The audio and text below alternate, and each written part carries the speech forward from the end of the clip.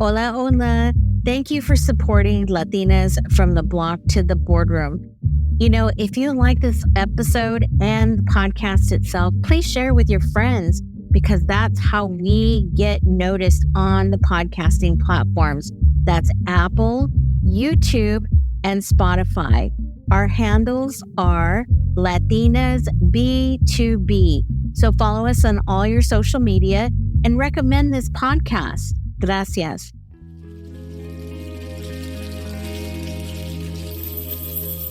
Welcome to Latinas from the block to the boardroom, where wisdom comes from everywhere. This is a podcast about generational wisdom shared to help build a bridge for future generations and to build stronger communities through education, technology, and health. Welcome to Latinas from the block to the boardroom.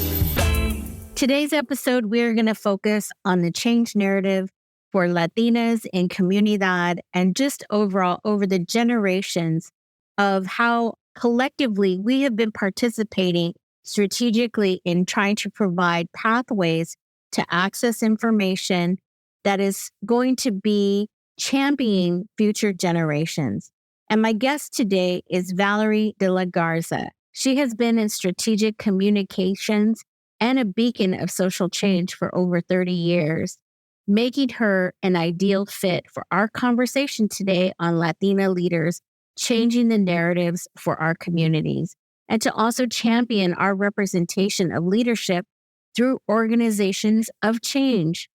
Valerie's ascent to CEO of this 42-year-old powerhouse social impact communications agency, Fenton, marks a pivotal moment in the history of new leadership at this organization. Again, her career has spanned over 30 years, crafting narratives for nonprofit giants and consumer brands long before it became mainstream. So in our conversation, we get down to the critical need to expand Latino representation on boards and share our unique experiences while advising on diversifying boards by trying to look outside of familiar networks. And also we discuss the challenges of our Latino community as a nation as we're fracturing the foundation of our democracy, and also by the fact that we are calling our senators to save TikTok, but forgetting to stand up for our own democracy. We need to hold ourselves and people accountable for our rights as a community to healthcare, education, and living wages. We are at a transformational point in our leadership towards the future. Welcome to Latinas from the block to the boardroom. Welcome, Valerie. It's a privilege to have you on this show because you have been a Latina that has been around the block or two. And coming from Southeast Los Angeles in Southgate, growing up as a 11th generation Chicana, and also working your whole way into college and then being the first PR agencies in the 90s where we needed to show representation.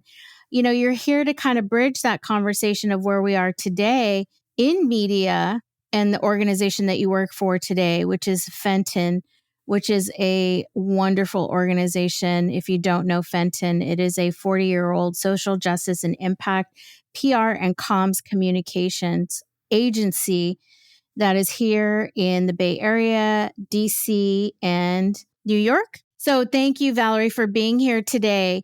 You know, the pivotal moment of your upbringing of why this brought you into being the first Latina CEO or woman of the Fenton organization. Well, Teresa, first of all, thank you so much. It's an honor and a privilege for me to be with you here today. First of all, I'm a fan because what you are doing is lifting our voices. You are amplifying our stories that are important stories to tell. So I thank you so much for using that platform with such empathy and such honesty. And so you asked the question about that pivotal moment. And I grew up in, for those of you who don't know, Los Angeles. People tend to know South Central, or they'll know East Los Angeles or the Valley. And a lot of folks don't know that there's an in-between called Southeast Los Angeles. And it is a area that I grew up in, and my mother and my family are still there, that I loved so much as a working class, and now very, I would say, immigrant Latino population. At the time when I was growing up, many, many decades ago, it was probably second, third, fourth generation Latino. And for me, that experience that you asked, sort of like, what was that moment? I would say that influenced my leadership and the goal of going into a career that would be about social impact and social justice. I can tell you it was truly my whole childhood. As many of us know, there is a deep connection between zip code and opportunity, and often race and ethnicity and economics. And I knew that growing up. My mother on her side grew up only 3 miles away in Watts, California, in South Central Los Angeles, a family of 7, extremely poor, but very proud working class family. My grandfather worked in a junkyard. My grandmother raised 7 children in a very small home with lots of love, very little money though. And that means very little opportunity. On my father's side, as you referenced, I am 11th generation, which is amazing. I'm so proud of that I know that information. A lot of us don't know our origin stories. And came here as a child from Texas, from, a rural community, and, came as this cowboy kid from the Rio Grande Valley to the middle of Los Angeles, downtown.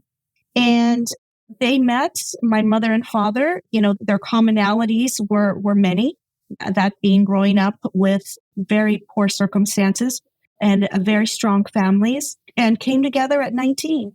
And as many of our families do, lots of love, but there were things in the family that were not enough to keep them together. And the big thing that was in our family, that was the secret for many, many years, was that my father actually went to Vietnam. He enlisted in the Air Force, and at the time did not talk about what he saw there and what he experienced and the missions he flew on. And that resulted in PTSD and later Agent Orange, which actually took his life just last year.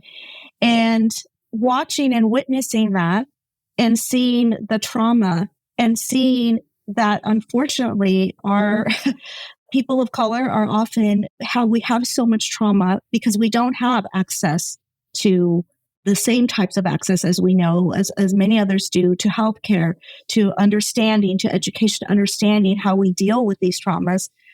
I began to realize that, especially when I went to college, that there are gaps, there are inequities, that I didn't grow up the same as those around me in college, that I was behind.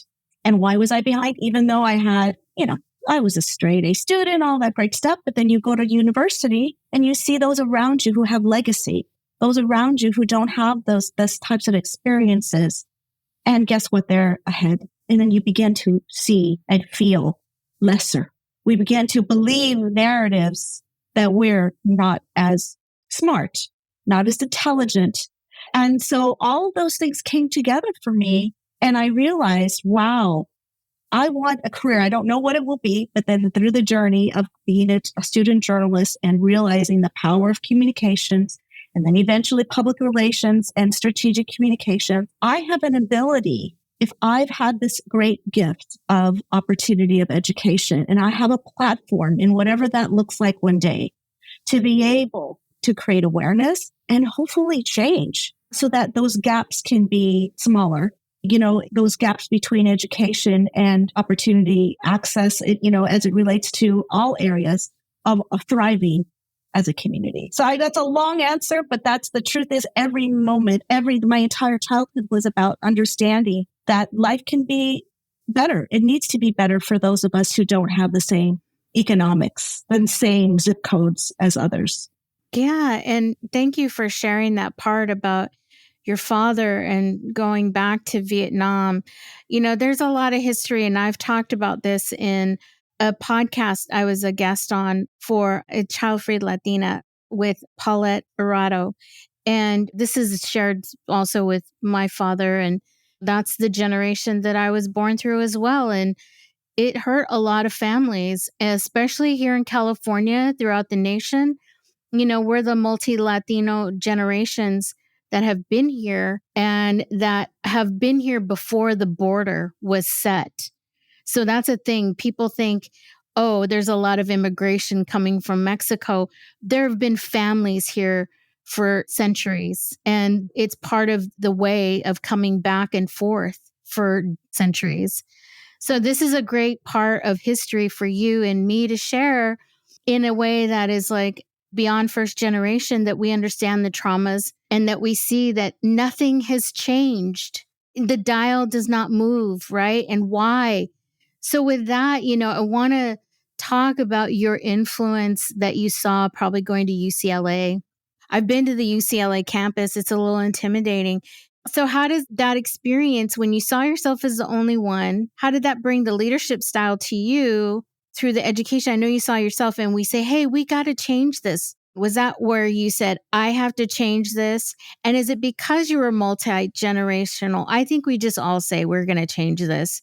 And it just takes, ganas and a lot of support. But where was it that you said, I have to change this narrative about this? Well, I have to say that just recently speaking with my mother about this, we see this from data. Latinos absolutely value, whether you're immigrant or first generation, second, third, and they understand the value of education. The issue is, how do you get there? What are those opportunities? A lot of it is economic. Some of it is legacy, not having an understanding of the navigation, just how to get there, right? And so families can have the best of intentions, but it's just not a natural understanding. It can be intimidating, as you just said, Teresa. And so I think for me, what happened, the transformation, if you will, my dad was like, you've got to go, you've got to go, you've got to go. So getting there is great. How are you going to stay in? How are you going to survive? So you get there. This happens many times within our brown and Black communities of color overall. We get there. We're so excited. And then it is really about that support system. And then what happens, at least in my case, I got there and realized that I felt a lot of the peers were ahead. And then you buy into that narrative. Maybe I don't belong here. And that's when the very early seeds of imposter syndrome are sown. When you start questioning your worth, your intellect, your potential, your ability, and you do have to fight back. But I think from a leadership style, really what begins to develop, I think, is this is where the resilience comes. This is where the grit comes. This is where the patience.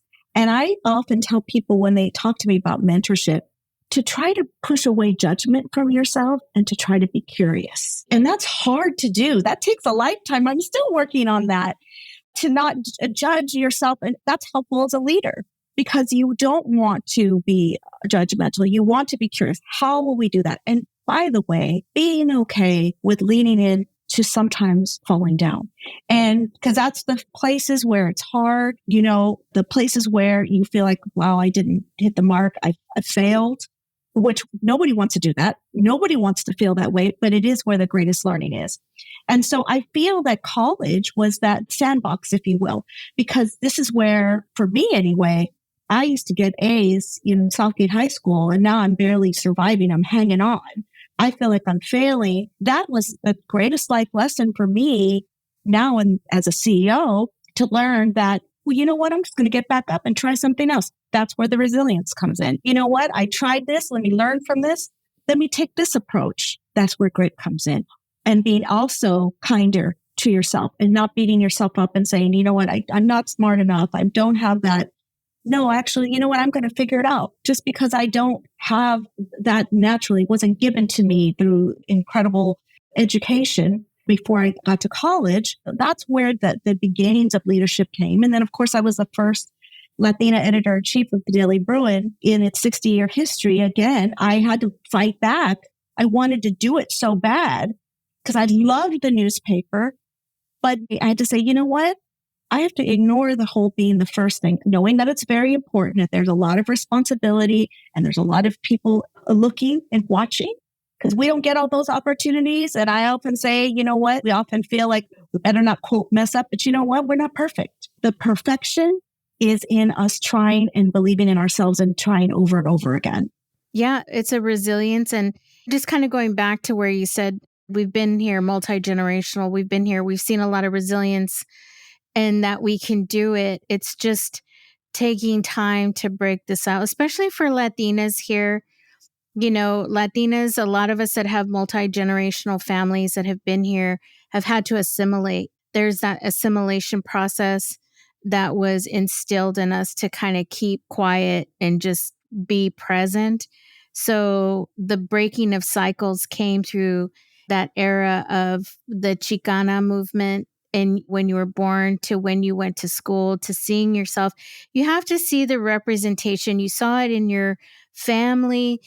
And it is sewn in, but it's by messaging that was not incorporated by us, but it was seeded. So it's really hard to break that. So let's get into that narrative change aspect, because I think that kind of pushes a lot of what's out there today in our communities still after all this time, bringing up these movements, right? Especially with women. Why do you think Dolores Huerta is the only Latina leader that we see? Or it's like, we see Eva Longoria and America Ferrera. Like, if you said who's a Latina leader, maybe Sonia Sotomayor, right? Those four. But in our aligning communities within the Black community, there's many leaders that you can see that everybody can name. So let's talk about championing the narrative for Latina leadership. Yeah. Well, Teresa, you've hit on something that bothers me all the time. And, I've over my career worked with lots of organizations, both as a volunteer on boards, as well as, with corporations and all types of organizations. And I was given the opportunity, I won't name them, work with an organization. And I was asked to help them diversify their board, specifically to bring Latinos, which I appreciated as a national organization. And I said, I absolutely appreciate that. This is many years ago. And they're like, we just can't, quote, find them. We can't find them. And I said, well, where are you looking? And so they provide the list, and it's the same list you just ticked off. And I think that this is part of what we're seeing today with what we're facing in DEI. I mean, that's a whole other conversation, but you can have the right intentions and say, we want to have diversity, equity, inclusion. And I believe the intention. But if you're doing the same thing and you're relying on the same methods, well, it's not going to get you any change. So intention is great, but that is not enough. You have to have action. So I said to them, well, tell me what you're doing. And they show me the list, and it's the typical folks that you would expect. And I said, these are not the only 5 Latinos, very respected. And I said, okay, wait. Do you have any idea? And I think that, well, we're looking at, whatever at the time, Hispanic magazine or Latina magazine. And I said, so what you need to do is put an action plan together and challenge yourself by receiving people and being open to a wider pool and actually looking to ambassadors like myself. So I said, here's the only thing. I will provide to you a very powerful list of people in finance, of people in real estate, law, and so forth. But I will tell you that if you just choose one to be on this board of 20, we might as well not have that conversation. Because this goes swinging back to being the one and the only. It's a lonely place to be the one and the only, because then you feel, well, not only feel, there is this whole let me carry the flag. And not that I'm not proud to carry the flag. I absolutely of making sure that our voices are heard, but because, we are not monolithic. We are not. My experience as someone who's 11th generation is not the same as someone who's just parents or themselves who have just arrived here.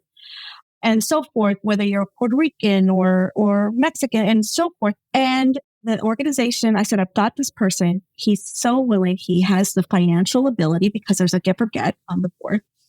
And I said, but he won't do it unless we know that you're looking at filling these other roles. And he doesn't want to be the only. And they said, we cannot guarantee that. I said, then he's not going to do it. Then guess what? You're now in the same cycle. So part of what it is that, again, will the intention meet the action? And I think that when you say, why is it? I think because it's kind of easy. It's kind of easy to say, well, this is who we know. I have to really dig in and figure out new ways and challenge ourselves. And I think for those organizations that have been very successful with diversifying, there has been some hard work. There's been maybe a little bit different work. Maybe it's not hard. Maybe it's just different ways of looking to diversify the pool. But I frankly think that people tend to do the easy thing. And that's why you see the same. And so we need to be thinking about different ways. Right. And that's part of it is you're saying we need to think about it in different ways. Let's talk about how they think about it in different ways by bringing in the right people to think in those different ways, right? They have to find people because here's the message when I was in tech for 20 years. There's a pipeline issue. We don't see enough Latinos, and that's complete bullshit. They're there. In my opinion, it's they don't want to be challenged to that, what you just said, step outside the comfort zone to actually expand the thought, leadership, product, marketing solutions for your team. Whatever it is, it's a risk. And brands are also being that way now, especially with supporting certain organizations, media. It's been known, especially during this election year, they're saving themselves from not looking bad. But that's part of it. You have to take a risk. And I think that courage is important. I think that's what you're really bravery. And that's where the intention, maybe it's three ways: intention, action, and bravery. In our industry, in public relations, communications industry, I have been in rooms where people have said things. And again, I'm like, wow, well, we've tried things. So, in our public relations industry, only 21% of people are people of color in our public relations industry. And it's obviously much less at the leadership level. And there's a lot of talk about it. There's a lot of hand wringing. There's a lot of concern. There's a lot of, this is awful. Isn't it too bad? And there's a lot of, we really want to do this. And I actually heard someone say, well, we don't want to take the risk of bringing in people who aren't as well trained because what will our clients say? And again, not as well trained. So what does that mean? You don't have the same pedigree of being, well, you got to get a start somewhere. So I've heard people say, well, I don't know. And I've been, again, still the only in many of these rooms. And I'll raise my hand. Well, someone gave me a chance. Someone took a risk. And here I am now. I'm living proof to you that I didn't know what the heck. Who knows public relations, communications? No one grows up and says, they don't know, much less in most, forget people of color in general. It's not a career that a lot of people know, period. But someone's got to give us an opportunity. And we have that bravery, and we have to be ambassadors too. Yes, I completely support that in a way that says a thought leadership needs to show more bravery, right? And risk and just step outside. And a lot of people are afraid. And it's like, but you know what? You show a lot of courage in that thought leadership. And especially the younger generations want to see that in these organizations, that the leadership is taking the risk to support more of the community where they come from. But the diversity and the economics of this nation, they are changing exponentially, and we are showing up. So that brings up a very big question about truth platforms, about these narratives of our community, right? And, you are in a very powerful position working with organizations to help work in creating that message, that call to action to say, this is the change we can be. This is where we can land as a community. This is how we build strength, right? For future generations almost, and by what I've seen on the website. So where do you think that shows up in technology? Are we the demise of our own narrative, or can we be the champions to change, our trajectory for these future generations? Yeah, I'm so proud of, one of our clients that we worked with in the past, which is Unidos, who is dedicated to doing this work when it wasn't sexy, by the way, when it wasn't being talked about, for its, 50 plus years around narrative change and views on the way people see us. And I have to say, just when I think we get ahead, we go backwards. We know what's happening in Texas today along our border. And these false narratives about overstating, overthinking the amount of folks who are undocumented, which, God bless people who come to help their family, risk their lives for opportunity. And so, now we're being challenged by, imagery. We move forward. And I think that what we're seeing in this country right now with this election season, and frankly, over these last, many years since 2016, has been detrimental to our community. Having said that, so we have to fight harder, and we're tired. Advocates that are engaged in ensuring that we have our freedoms, our rights, our privileges as Americans, whether you're, Latino, Black, Brown, Asian, we can go on. We have to work harder, even though we're fatigued, and pick ourselves up. And that's what these next few months are going to be like. Our agency is, as I said, so humbled to work with change makers. Just 2 weeks ago, we just so happened to represent Resolve, the National Infertility Association. And we know what happened there in Alabama. And if that doesn't get shut down, and it's clearly, there's a lot of work to be done there, guess what what else that will be a domino that can happen around the country.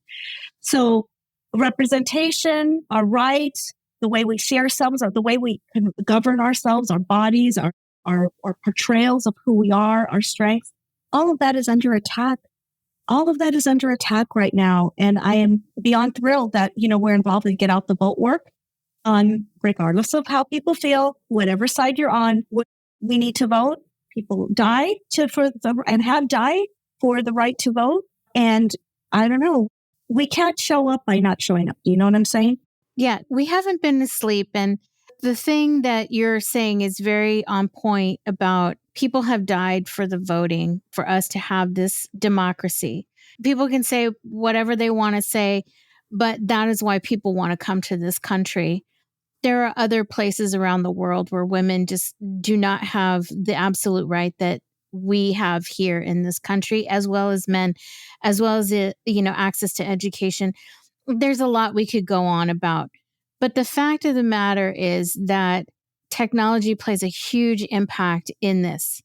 And right now, people feel like they would rather try to save technology to their access to videos than to save their freedoms of democracy that their families came here for their education, for their right to have healthcare, for their right to work and be in industries that nobody else wants to be in, and they pay taxes. And yet people are being called to save TikTok versus their democracy. I'm just bringing that up because TikTok is not going away. No, well, it's interesting.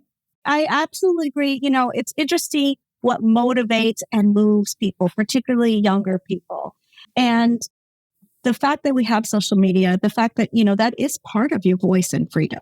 I understand and appreciate that, but none of that will matter if you don't vote. If we don't have access, all of the things that are life, the things that you just referenced that are part of creating our lives, our ability to have economic mobility, social mobility. And it has upset me why I've seen, I've been reading about TikTok, and of course my children love it, and I love it. And I love, and I appreciate social media as platforms, as bringing communities together, as playing a vital role in democracy, as we know, but also in its demise in some ways too. So we see it's been dangerous. It's a double-edged sword. But yeah, I would love to see younger generations, actually all of us, to channel some that energy, that passion for things like, oh my gosh, I'm going to lose this, to what we are facing a humanitarian crisis of epic proportion in homelessness in our country. And by the way, homeless people are Latinos too, and they're Black, and they're Asian, and they're white. So this idea, well, they, who are they? No, they're families. There are families. We're just watching this happen. And God bless so many municipalities that are grappling with and trying to do something about it. But I feel like, and again, maybe there's so much fatigue around the social challenges that we are facing in our world. But you got to think about, compared to what people get motivated around. I'd like people to not call their congressperson about save my TikTok, to say, can we figure out a way so that humans don't sleep on the streets? I would even take it further than that, Valerie, that it is about homelessness. It's about the services that can support people so they're not homeless, right? But the one thing that really gets me fired up about this is that people are calling about to save TikTok. Well, let's talk about losing the right to choose for Roe versus Wade. That's gone. That's a huge freedom to women. Women birth 100% of the population or have the ability to. We're 80% of the consumer buyers in, this United States. And we are trying to represent a better advocacy of how we can build power in a place that is not going to suppress our ability to thrive. And when I say TikTok is going away, well, you've already lost Roe versus Wade. They're banning books so that you don't know your history. You're already losing all these things. And I'm getting very fired up, as I said, because how much more do you have to lose? But you're willing to call and say, don't take my TikTok away. I mean, this is lunacy to me. Absolute lunacy. And yes, the homeless crisis is growing, but those are underlying issues that will only make it worse. And that's my opinion. But it is a passive sleepwalk into something very critical. And that's why we're both talking about voting. People have died for this so that we can keep democracy and that you can leverage that power. Seriously. And we've already had these things, these critical societal issues that have been fought for being taken away. I mean, the ability to read about your history and the narrative around immigration and Roe versus Wade. I mean, it is time. I mean, we always say, it's time to wake up, but we're beyond that now. Yeah, no. And I think that I mentioned fatigue because, we interact with a lot of advocates. And I think that, and a lot of people will ask even our staff that work on these issues, how do you keep going? We have back to sort of getting ahead and then feeling like we just got kicked behind 5 more steps. But I think that there's an interesting passivity that we're witnessing. And I think part of it is having to do with the pandemic, which we're still getting out of.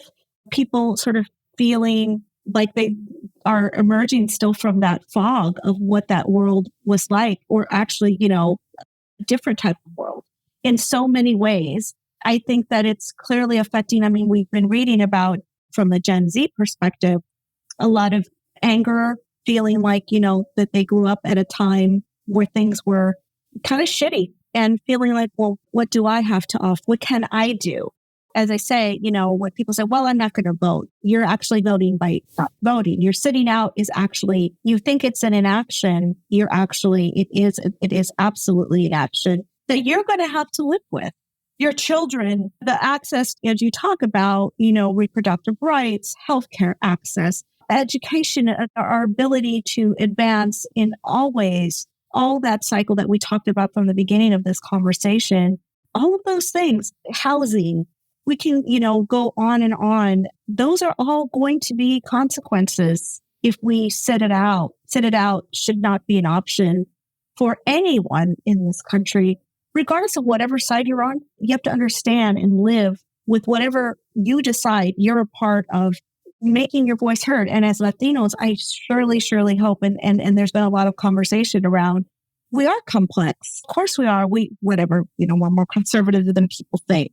In so many ways, we have different beliefs and I understand that, but gosh, whatever side you want, you got to vote.